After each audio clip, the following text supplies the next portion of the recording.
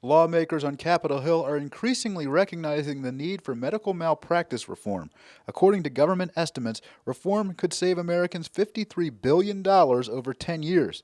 Though many cynical conservatives believe that it would be tough to make the left-wingers in power give in and let reform go through, Georgia Congressman Phil Gingrey thinks we'd be surprised to know it can happen.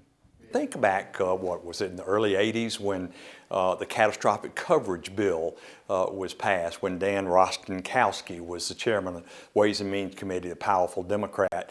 And I guess that bill, which gave catastrophic coverage under Medicare to seniors, but it raised their Part B premium astronomically. It took them about a year of beating on the hood of Representative Rostenkowski's car in the suburbs of Chicago. And then that bill came back to a Democratic Congress and was repealed.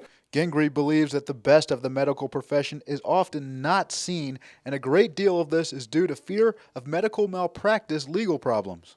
You're not seeing the best and brightest young people, not even going to medical school, but certainly not going into high-risk specialties like neurosurgery and OBGYN.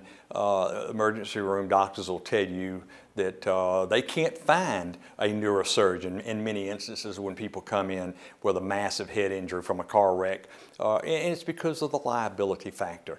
There's a lot of talk about healthcare these days. Medical malpractice reform is a way to help those who need to save money on health costs. It's driving up the cost of health care because of the defensive medicine, where doctors feel that they have to order a gazillion tests when two would probably suffice, because they know of colleagues who have been dragged into court and so-called expert witnesses come and say, oh, well, that doctor clearly practiced below the standard of care because he never ordered a physical phosphate level on the patient.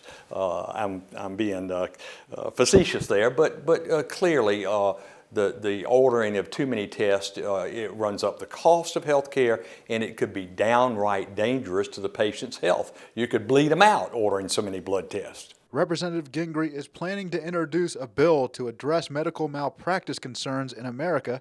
This is modeled after a law in the state of California. The reason we have chosen that, and our leadership has chosen that bill and asked me to present it once again, is because, by golly, it worked.